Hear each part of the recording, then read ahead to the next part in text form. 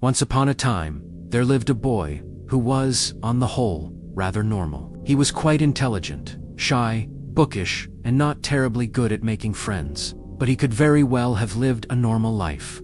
As far back as he could remember, this boy had had nightly panic attacks, which sometimes were so bad that they caused him to scream in nameless terror and claw on the walls of his room like a maddened animal.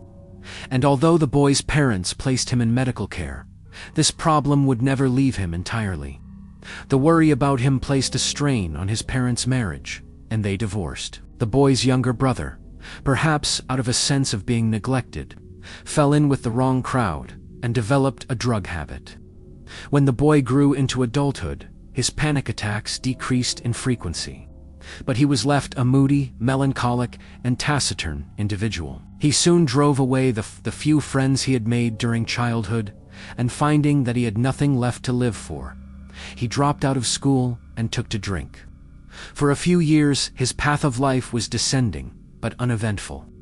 He worked odd jobs and unsuccessfully tried to sell short stories to magazines. But then an economic depression hit, and he was forced out of his home and, lacking any other options, moved into the cellar of an abandoned house.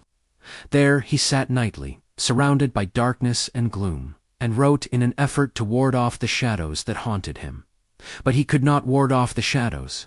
One day they overwhelmed him and filled his entire being. He left his cellar, went out into the street, and jumped in front of a bus. He died. The world largely stayed the same.